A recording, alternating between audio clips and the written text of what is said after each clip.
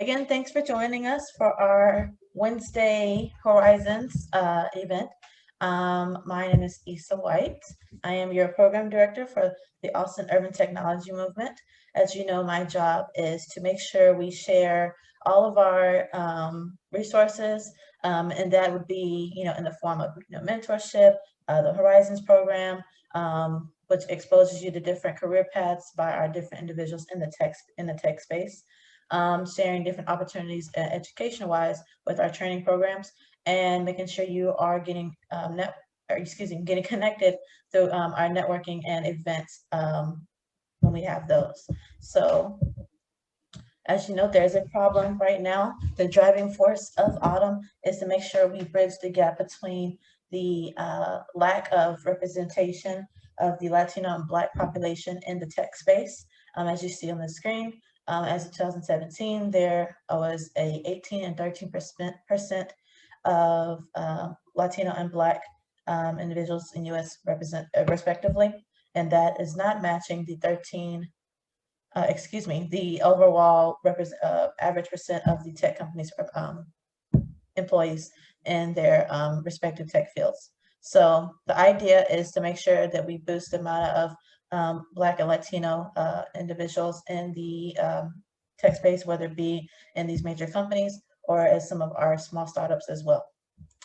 The individual I have to introduce to you today is Andi. She has actually been a part of our board when we started, when things were quote unquote normal. We used to go in and actually do this presentation in person, as you see here on the screen, all the way for kids from K-12 to some of our college and post-secondary school learners, as well as some of our adult learners. And so when we started in that space, Andi was there to help us make sure that we were approaching we're using the content to approach everyone in the best way that's most efficient and impactful. And I'm going to let her introduce herself today and see if she can connect with you today. Awesome. Thanks, Isa. Yeah, so happy to be here. I'm chatting with everybody. Before I talk about myself, I want to make sure that it's not just me talking about myself, but hopefully sharing a little bit about my experience and my journey, and any nuggets there that are helpful for you guys. But I know we all have different experiences, so just wanted to get a sense, if you want to come off mute or drop something in the chat, how many people are here because you're in tech but you want to change, or in your tech career, or you're not in tech, you want to get into tech, or you're still figuring out whether you have an interest in tech or anything else. Yeah, so if you guys want to drop in the chat which kind of fits you more, that would be helpful for me. That way I can kind of tailor things a little bit. But yeah, let me know if you're in tech but want to change, you're in tech but you're not in tech, trying to get into tech, or you're exploring to see if tech is something you want to be doing. Let me know that. In the meantime, I'll start a little bit with just a quick overview on me. So I was born and raised in Ecuador, Quito, Ecuador, and I came to the US for college, so I'll talk a little bit about that. But a little bit about me. So yeah, born and raised in Quito, Ecuador. So I am an immigrant to the US. I have a green card today, working toward a citizenship. So a lot of my career has actually been experienced by that in low-key ways that have hit me after the fact. So if anybody is in that situation, can always happy to talk about that. Cool, got it.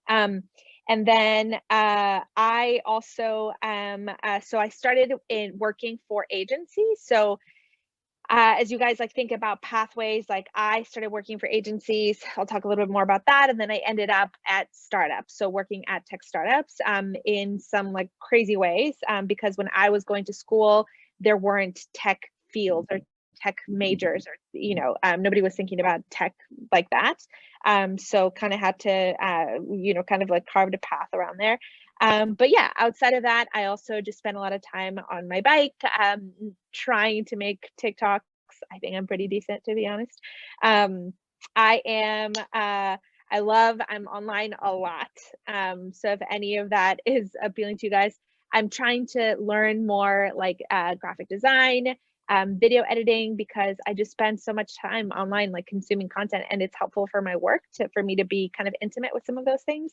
So yeah, and I'll explain a little bit more about what I do as a growth marketer, where I am now. I watch a lot of basketball. When I'm working, I have like back-to-back games on, which makes me sit still for like 9 hours. So that's nice.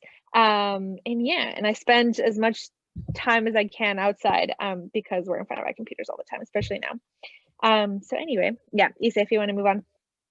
So let me tell you a little bit more about me. So I'm from Ecuador. I did my whole life there. My whole family is back there. Anybody here have family abroad, anywhere? Anybody like bilingual, having to like switch in and out of like English, Spanish, for example?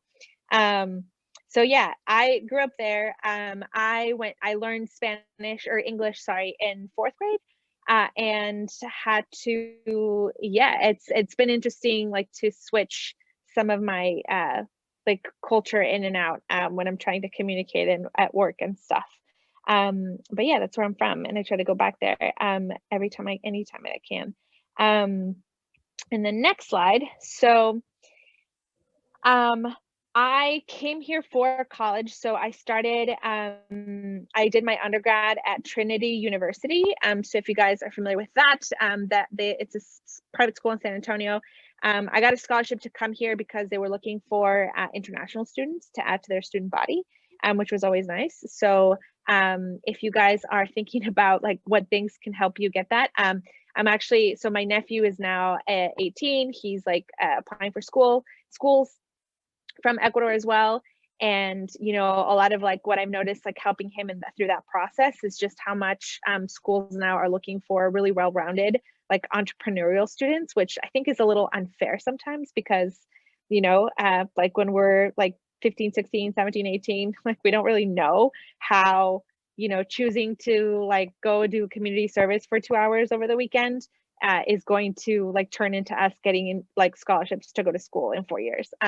So I will say that as you're thinking about college and getting more and more serious about that, even if you don't know like what you're gonna do or whatever, like try to sprinkle in like those kinds of things into your lives. Like if you can go volunteer for a couple of hours, go do that. Not to be fake or anything, like hopefully it's something that inspires you and I think is like really fulfilling, but go do that. If there's like a student government, a newspaper, whatever, like in your school, if you can start something too. I feel like sometimes, you know, we don't have like, there's no organization for people, you know, like I like to cook. There's no student organization in my school for cooks or whatever, like start that yourself. I think a lot of that is celebrated, you know, now for better or worse, for people to take initiative and, you know, to do the things they want to do. So I would say do more of that if you can. I know like juggling school and other things is a lot. But I think like managing your time is something that pays off later in life. And then, you know, getting to like dabble and like do little activities and like extracurriculars and stuff, it's just good like long term. So when I was in high school, I was in student government. I volunteered, like we, you know, would plant trees like over the weekends and stuff like that. Definitely encourage, and then, you know, like did my best to just like stay on top of my homework and stuff, have good grades, and then sneak in like work, you know, when I could, to make some money, because I didn't get allowances or whatever. I hear people talk about that and it's like I don't know what an allowance is. So yeah, balancing stuff as early as high school teaches you good things for college and life later on. So I came to the States, I went to Trinity, and that kind of like, and I kind of kept up with all of that. When I was in college, I didn't know what I wanted to do, but I knew, like, I don't know, I found something interesting. So for example, I was part of the school newspaper when I was in college, and I loved that. And my career ended up being in communication. So I was in the advertising department for my college newspaper. And I think that just made me like love journalism and advertising and just like marketing. So it's funny how, you know, that experience led to like me eventually finding just a career that I really liked. Was also doing sports, and again, like juggling a million things in college. But I think the, you know, you definitely have, if you can manage your time really well and stay involved in a lots of things while still staying on top of grades and that kind of stuff, that stuff is really good for life later on. Then I moved out of Texas and I went to Maryland for my grad degree. So I had the chance to get a master's, and that was my education. And in between there, I did like have some jobs and whatnot, but I didn't really get but I would say that I was just experimenting the whole way. So, you know, when you're in college, you have a little bit of room to just experiment and like a safe place to do that, and try classes, like try electives, like elective courses that you wouldn't normally, like maybe they don't pan out or add up to anything, but you know, it's good to just like be curious. Also, when I was in college, I applied like for as many internships as I could. So during the summers and like in between my classes and breaks and stuff like that, I would go to my internship. And now like those are paid, which is super nice. But more than anything, they just give you lots of experience. So when the time comes like for you to decide what actual full-time job you want to do, you have some experience actually working for companies because you did internships, and you can tell like what things you like to do, what things you don't want to do. And sometimes you just come in with like this experience that a lot of entry level people don't have when they first get their jobs, because you did a lot of internships. So I highly recommend any chance you get to do an internship, go for that. And never be afraid to just like email people and just ask for something, even if they're not advertising it on their careers like homepage or whatever. Don't be afraid to put yourself out there and ask for those opportunities. So I wanted, after the slide, like I wanted to like go to the next one and actually take a pause, because I think that's something in my life that helps me balance everything and stay busy and stay hungry, you know, but also balance things out, is traveling. I always take a moment to tell people like to try to do that. When I traveled, like before I had jobs and like salaries and stuff like that, I just like slept in couches for free, and some of that can be sketchy, but if you ever get a chance to go somewhere and just travel and experience something new and make friends with people who are not like you, do that. It will help you be a better coworker, a better teammate, just like a better, more like well-rounded individual.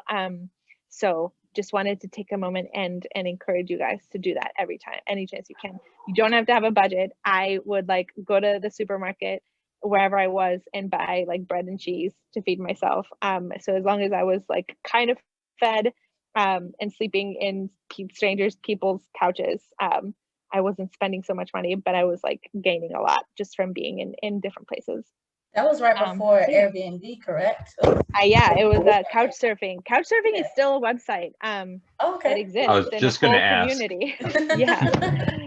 Yeah, it was awesome, and it sounds sketchy, but it wasn't at all. Actually, and I have like a bunch of new friends now. Yeah. I do want to ask, what kind of internships did you have during college, during University of Maryland? Good question. So I knew that I was interested in communications in general. So when I was in San Antonio, I was a marketing intern for the San Antonio Museum of Art. So, you know, internships are like they shouldn't be like you getting coffee for people. They were things like, you know, collect any mentions of the museum in newspapers like back then, and like make books, you know, of their press clippings. And I would like do that, and I would learn like, okay, whenever like getting mentioned in a newspaper is good, you know, and it's something that actually gets the museum funded, like it gets them donations. So, I did that internship, which led to me getting interested in, okay, well, how do you get mentions in a newspaper? And the next internship I looked for was, so I actually interned like for the San Antonio Express, the newspaper, in their advertising department. I ended up there, but so I got to learn a little bit more about just the newspaper itself and like how that works and how a real like newspaper goes to press every day. Like, but then I was like, no, wait, I want to know how to get on the newspaper for free, like not with an ad. So then I interned for a public relations agency, and there we had, we represented a few clients in San Antonio for the most part that worked with the PR agency to get coverage, right? So if like Buc-ee's wanted to get mentioned in a story about, like 3 stops like in Texas, like for, road trips or whatever, you would pitch that, you would send emails to the reporters and say, hey, we work with Buc-ee's. I know you're working on a story about like road trips in Texas, like, if you'd like for them to like send you pictures, or if you'd want to interview any like Buc-ee's people, we're happy to do that. And so that is what, so my master's was actually in public relations. So I ended up loving that aspect of it. And then, and then I'll tell you guys how the whole tech thing like got spun up. But but my background is in public relations and working with businesses to get them, help them appear in publications. And it all came out of that one internship, which I kept going back to after that one semester, one summer that I did it. And then, those became my courses too. So when I had to take more classes, like start getting more serious about what kind of job or fields I really wanted to get into after college, my senior classes were more public relations classes. And like I said, so in college, there were no technology majors other than computer science. And I wasn't going to get into engineering necessarily, but I wanted to be in tech. And so I remember taking like an elective on website design, which if you ever, so I'm not an engineer, but if you get a chance to learn even like just a little bit of coding, there's not a single like job I've had where me knowing how to like change like small amounts of like lines of codes like on a website or whatever didn't help me.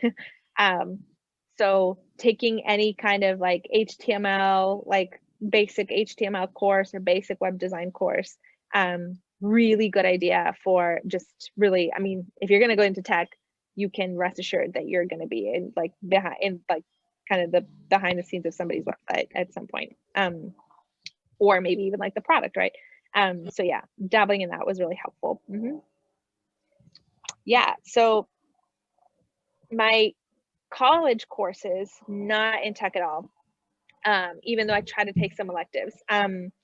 But once I was in PR and I graduated and everything, I came back and I was just interested in tech. So I love to hear that you guys are sort of exploring just the field in general. I mean, the way I see it now, like nothing isn't tech, or however you want to rephrase that, like everything is tech. So it's kind of inescapable at this point. But I purposefully, like I intentionally wanted to work for agencies, like, or do PR for tech companies. So my first job was for working for an agency that had tech clients. Really boring stuff. Like back then, I think it's gotten more and more excited.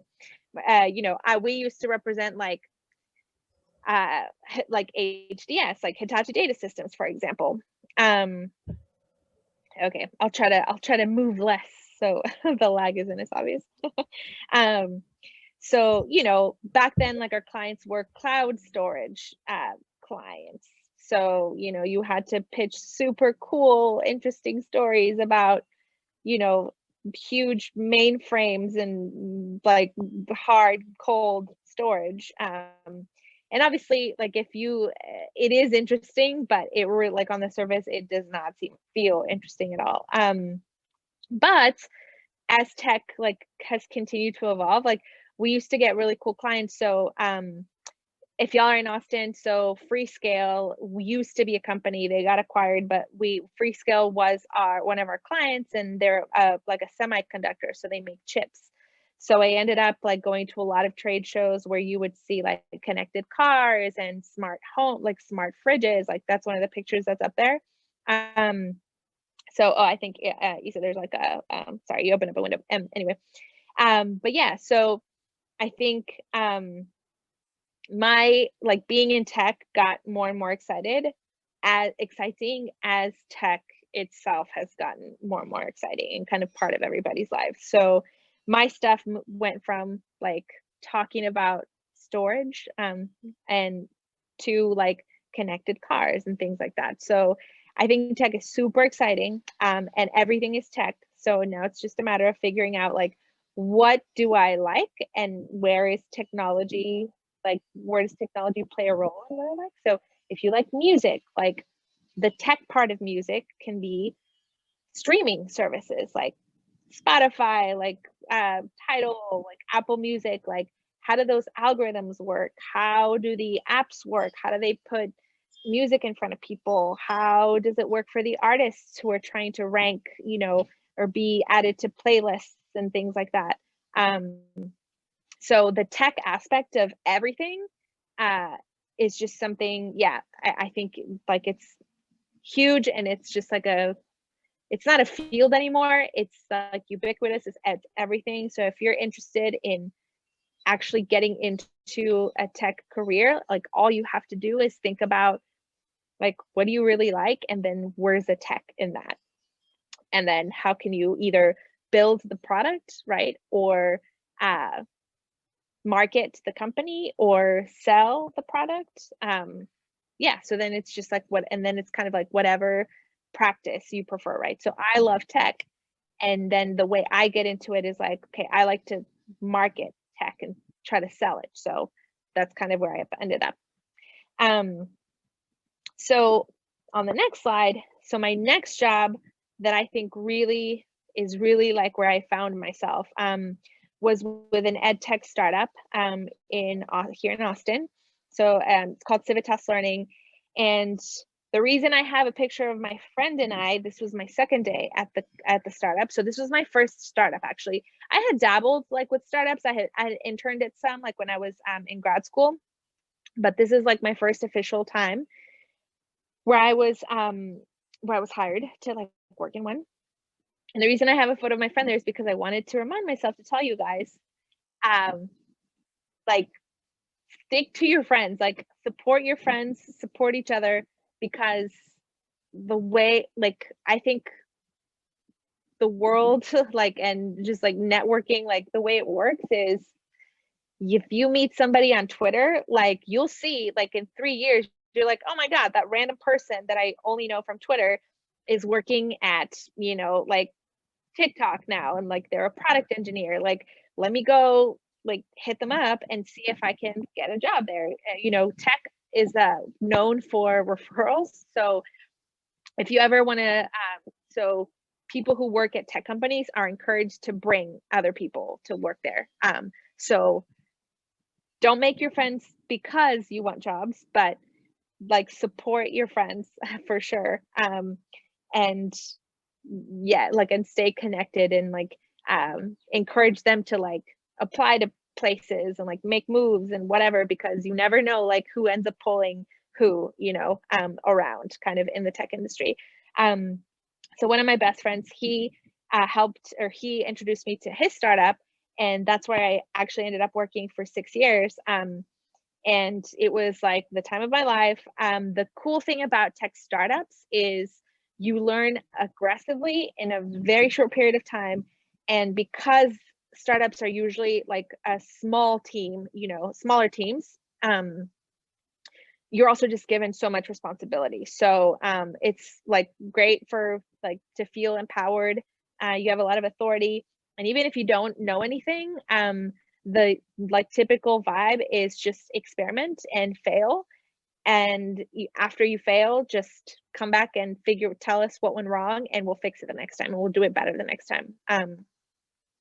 So, oh, can you guys hear me? I have a question for you. Yeah. Is this how you found your way to Austin? No, so I came back to Austin from after my grad school in Maryland, Okay. because I made calls, yeah, and I was just like, where is everybody working right now? And a couple people said, come on to Austin. There were agency jobs there, and so that's how I ended up in Austin. Yeah, it wasn't the tech necessarily, but yeah. Yeah, so if you guys are interested in startups are great places.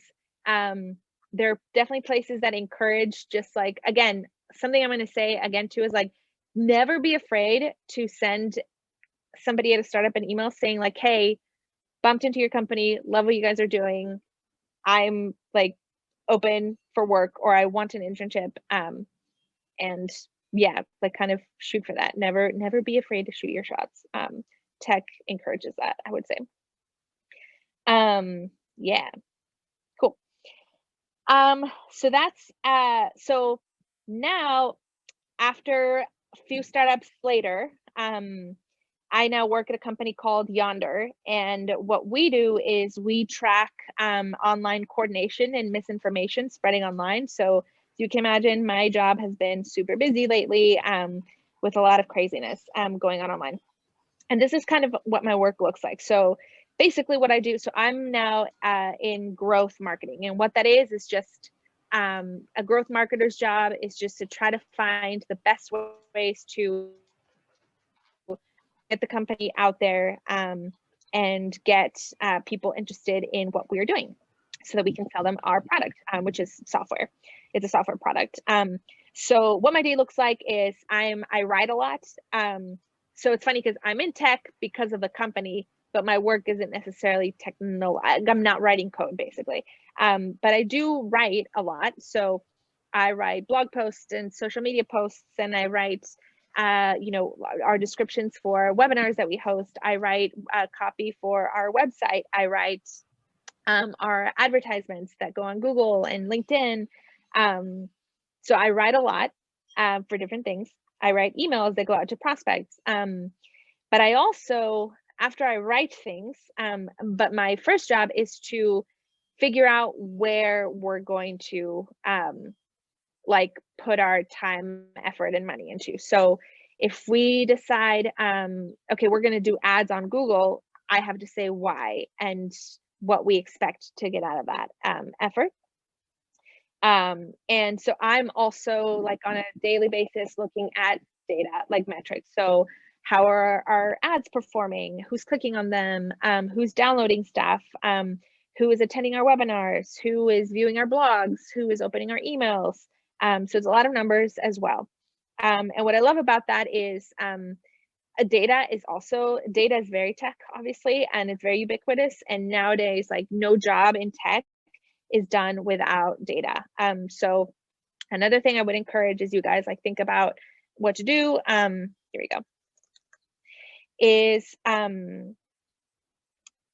take data, like, courses. So anything, whether it's like a website, like basic website analytics, like Google Analytics has tons of free classes and courses and certifications online. If it's if you're interested in marketing, like, I would take like marketing data, classes, or take a course or watch some like YouTube videos, because that is even, product engineers, software engineers, they always have to look at product usage and product adoption data. So if somebody is clicking on this button in the app and not that button, like, does it mean that we have to get rid of that button, like the button that nobody's clicking on? Or maybe, like, where the buttons need to go next to each other, so that people will click like one or the other. Maybe the buttons need to be a different color. Like, so many decisions are data driven. Every decision is data driven now.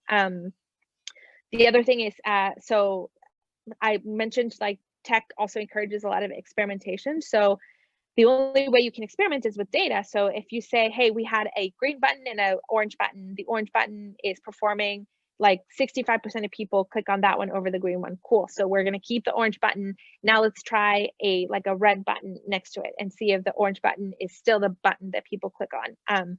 So everything like that. Honestly, it makes meetings super cool because nobody is like fighting about like, no, but orange is my favorite color. Like that's why I want orange on the page because that's my favorite color. Nobody can say that. And so I kind of love how much data has become like accessible and ubiquitous in like every tech job that I know, because it makes meetings just like cool like that, where we're experimenting which color based on what data tells us versus like based on, you know, what subjectively like anybody thinks. So yeah, that's my job, is to write a lot, put a lot of things out there in different channels, and then come back and report and say, hey, this is doing well, this isn't doing well, let's do more of the thing that's working, let's kill the thing that isn't working, or let's try to change it and do it better. So yeah.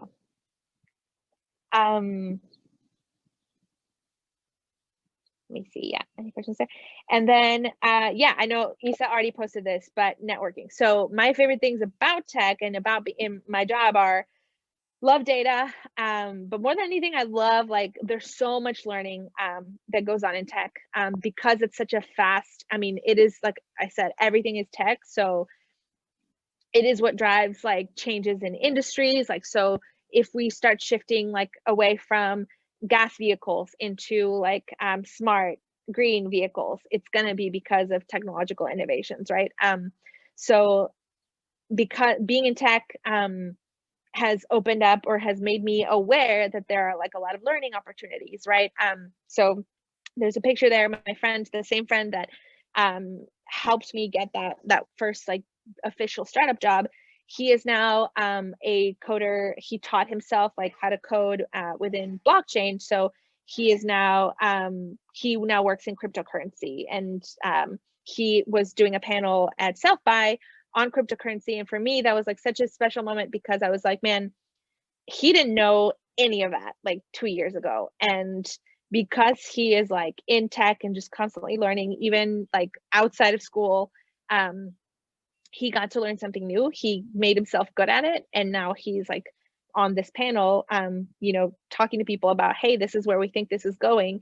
And this is how we think it's going to change like how you do your jobs, right? It's going to change banking. It's going to change, you know, the stock market. You guys saw that like this week.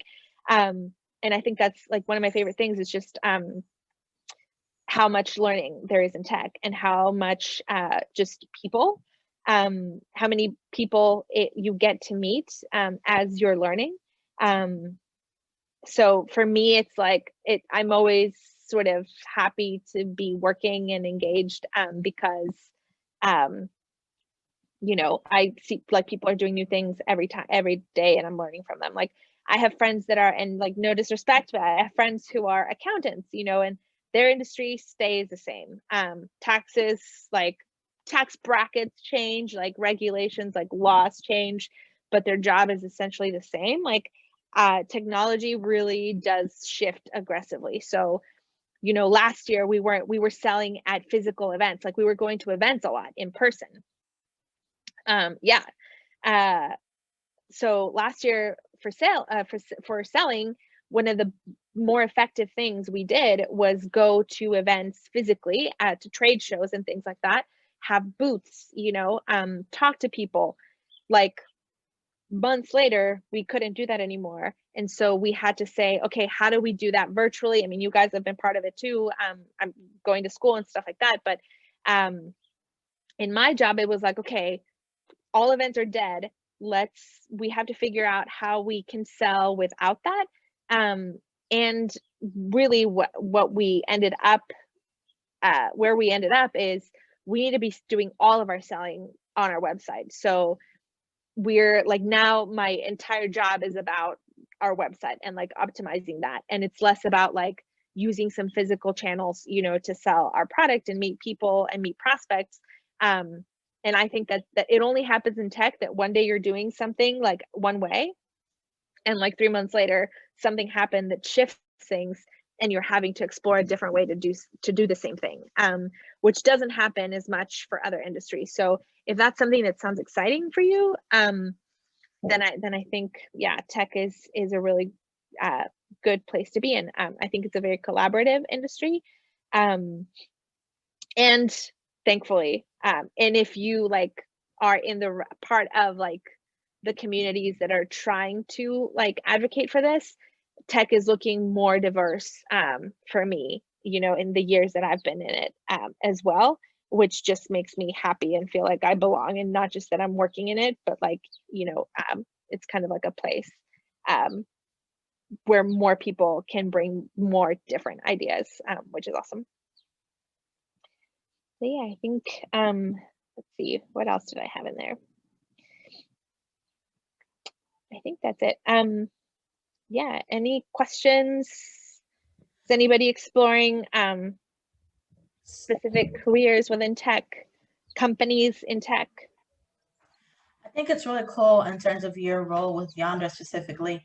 I'm pretty sure everybody can relate when it comes to, you call it website optimization, we call it updates, you know. So we see, you know, different things, you know, your Facebook gets moved around and changed up. Y'all seen that. You've seen, we used to use MySpace, but you know, that's a good example how they switched up their whole platform based on usability and how people are responding, you know, to whatever the content is. And so is anybody out there who, for example, uses, you know, Facebook or Twitter is pretty much stayed the same in terms of the user experience, but has anybody else experienced any other updates, whether it be on your mobile device or on the website that you're using on a regular basis, or even some of the apps that you may, you know, have to use to help you with your work? I know Microsoft, they completely changed. I know it happened back in 2010 when they started using ribbons, but that's something that was totally different. I mean, it changed the way you use the application. And so people like Andi are the ones in the background, you know, going in and saying, hey, you know, we need to switch this up because one, you know, people are having issues with, I've seen a lot of issues with this orange button, like you were saying. You know, if we change to this green button, maybe it might be easier, might make it more accessible, you know, to bring in more data. Just several different examples. Yeah, the thing is, yeah, I think the thing about tech is that there's opportunities everywhere. So like if you think about like maybe you like graphic, maybe you're an artist, and maybe like I have an ex-roommate of mine. She's a photographer. She's an artist, and she decided that she wanted to explore tech. And of course, the thing that makes sense for her is UX design. So the people that are choosing like, okay, this button is going to be pink and it's going to go here and it's going to be round, or this button is going to be green and it's going to go here and it's going to be a square. Like that's the path that an artist, photographer, like somebody with a photography artist background goes into if they want to get in tech, right? If you're like, if you love math or if you love numbers or whatever, like you can go into tech sales, like you can go into data engineering. If you like, you know what I mean? It's just like, so if you call out anything, I'll tell you like what's the tech like job for the thing that you like, you know. And so it used to be there's an app for that, but there's tech for that, I guess you can say now. Seriously, yeah. So what areas, to the class, what areas of tech are you exploring that maybe, you know, you are unsure about how, I guess it relates to other roles that are quote unquote non-technical anymore? When I say that, I mean, for your example, like accounting, you know, for example, if y'all are filing taxes coming up soon, we didn't have, you know, TurboTax and H&R Block on your phone. Back then you would have to get a tax advisor, go on, ask the questions, you know, one by one, but now you have an app, or you can still go in and they're using a wizard, which is the same thing. But what are some areas that, you know, that you are trying to figure out where the tech matches the service, essentially? You just throw up some ideas out there. Or the talent or the interest. Or talent. Music. Yes. Yeah. Music, definitely. I was actually thinking about that, and it's because I was saying, right, like you can get into like the algorithm, you know, even like, so I have a friend who works at Mood Media. I think they're still Mood Media. And what they do is like they provide like the ambience, like, you know, like they make the choices for the music that is going to play at like a retail store, right? And so they have a lot of data on like, hey, like an Urban Outfitters, like this is like, this is the playlist that you guys like, this is probably like, this is like the beats per minute or whatever that makes sense for your store. Like if they're like, you know, like maybe there's I'm trying to think of like a completely different, like a Hot Topic would be playing something completely different. Yeah. And I think it's super cool because a lot of their, like some of their team is like their music, like their thing is music. But they get to like build this product or like deliver like that service with that background and serve as like consultants for like that kind of a company, you know what I mean? So yeah, translating, I think that's super cool. That is, and even those who for example, like your example, those who have music backgrounds, you know, sometimes underestimate their I guess relationship with technology, because if you take data, like you said, data is literally the root of everything. It ties that talent, that service. You take that data, you figure out what matches, what works for those people, and you turn it into an app or you turn it into some kind of tech form. You literally have, you know, an open variety of, you know, opportunities in the tech space. I like the example with the music because you have a demographic of people that shop at store that normally listen to X, Y, and Z music. Want to keep it high tempo because you already knows when you try your clothes, the music does affect you buying the clothes or not. So, they're keeping the shopping going. So that's definitely your cars. You know, usually you go to mechanic shop and it's kind of just, you know, metal and oil and all that. But now you have all your electric cars. You know, who would have thought we would get to this point? You know, I know the Jetsons say we'll have flying cars, but not there yet. Yeah, something. I'm sure Tesla has something like it. But no, does anybody have any questions or any comments or ideas out there? You literally can take, you know, any of your ideas that you might not think, you know, is tech related, like I said, and find a way that, you know, you can use that data to move it into a tech space or tech career. Julie, so I know when I spoke with you, you're explaining that some of the students wanted to explore certain areas in the media space. And so last year we brought in somebody who actually started he was a chef, and then he's now turned into his own videographer, photographer, all things media in that space. And so since then, has anybody else expressed any particular areas of interest in the tech space? Or so we've been covering graphic design actually in our class in this year. So working with Adobe Illustrator. And I don't know, students, you can speak up whether or not you've been enjoying that. We'd love to hear from you all too. If you have any other, I know like Damien, you've done some website coding, right? Web design? Web design. Yeah. Yeah. And how's that I also did coding for it too. Done coding too? Yeah, because we'll code it first and then go to the website to see if it'll work. Exactly. So you're already doing tech work, basically. You're already in the tech industry. So you're way ahead of us in terms of conversation. Are you using your websites for any like businesses? No, I used it when I was younger, when I was like in middle school, but I still remembered, so I kind of kept on to it, and I learned more as I went to another middle school because they taught me HTML and coding in Python. Yeah, they're starting to incorporate that stuff so early on now. Like elementary schools even have Hour of Code and all of that. Yeah, that's really cool. I mean, I use like I'll use that like light HTML like knowledge and like basic Adobe Illustrator knowledge to, for example, put together like our marketing emails. Like, you know, our marketing team is so small, like we don't have like a huge graphic. We have a contract graphic designer, that kind of stuff. But sometimes like you just have to make tweaks and adjustments on your own. And it's helpful like to just be able to know how to do that. But yeah, I think, yeah, on the graphic design front, my friends that are in UX, so like user experience, user interface design, they definitely like I feel like they're like graphic designers, like artists first, you know, and then they just learn coding so they can translate that into like websites that look beautiful or apps that like work well. Yeah. They also make really important decisions about around usability. So for example, you know, there are people that can't see you know, if you put white text over some color, like people can't see. So they are experts on, hey, if you want to make this like website accessible for everybody, even people with like disabilities, etc., like you can't put that white text over, you know, that color. And I think they get a lot of authority also, and like they are empowered to like make those calls, which is important. Yeah, which in, you know, is one of the ways in which like having diversity like in tech is helpful, because otherwise people would just run with some ideas because, oh yeah, like green over yellow like looks beautiful, and it's like no, but nobody can see that. You know, or colorblind people can't see that. Yeah. What about some areas? I know you mentioned, you know, you may have an expertise in a particular area, and this is for a startup specifically, and you need to learn, like I said, a couple of coding, you know, things to fix sites here and there.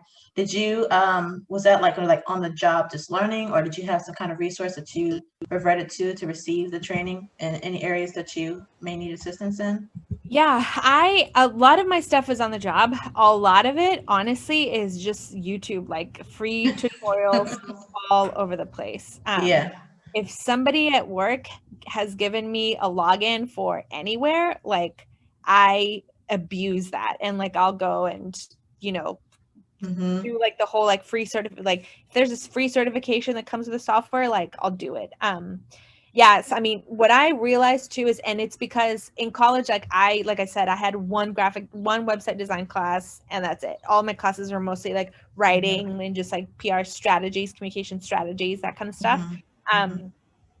So I ended up on, like when lynda.com, like before they got bought by LinkedIn, I used to be there a lot. YouTube videos all over the place. Yeah. I can agree with you. I'm actually I do a lot of that still, because I think tech moves too quickly for me to be like, cool, I got my degree, done, you know? You definitely have to be learning stuff every day. But what's cool too is like, I also just do that by osmosis, because like we use these platforms all the time, right? Like I'm on Instagram all the time. So I notice like when things are changing. So you kind of teach yourself some things because you're in there using them. So as I say, just play with it. I know, you know, older people or like your parents, I'll be asking, how do you go about using this phone? It's now to the point where I don't think there's any, there are, you know, books and manuals, but who really uses the books and manuals? So like literally just use it, play with it, and until you can't, you know, go any further, or you think it's broken, then you ask. But other than that, just go. Yeah, free trials are great. Like yes.